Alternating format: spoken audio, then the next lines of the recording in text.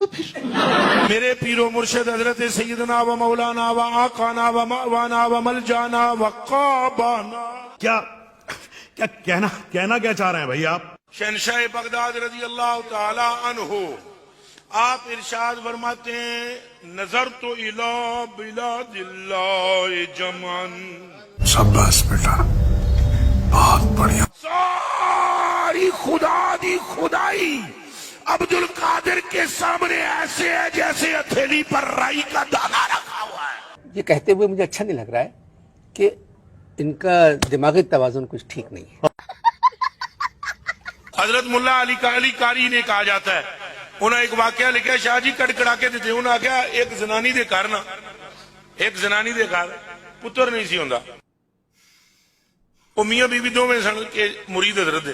اچھا وہ تیاں ہوندیاں تیاں وہ آیا جناب انہیں گھر والے نو آخیا بھئی جا غوث پاک مسلے تے بیٹھے ہوئے سن. اے جے پیر کیا بولا تم نے؟ مرزا کہا جناب بابا جی مہربانی فرماؤ. آپ نے فرمایا جا اللہم آتی ذکر یا اللہ انہوں منڈا دے. انہوں کہا نس جا. نہیں ساروں کے یہاں کچھ تو گڑبڑ ہے. وہ سال بعد جناب نے تولیے وچ کڑی لپیٹی ہوئی لے کے یہ پھنس گیا. اس نے کہا بابا جی کلامنا علی ذکر وعزا مؤنث حاضی مؤنث. انہوں نے کہا تواڈی تے میری گل منڈے دی ہوئی سی اے کڑی ہے. بات تو صحیح ہے. شیخ نے ایسے کر کے دیکھا اے جی شیخ. حضرت شیخ نے ایسے کر کے دیکھا فرمایا کلامنا علی ذکر تیری میری گل منڈے دی ہوئی سی. ارے ہاں بھائی ہاں. اس نے کہا بالکل. فرمایا ہم کو خیال نہیں چاہتا. اس نے کہا حضور مینوں یاد ہے غرض میری سی.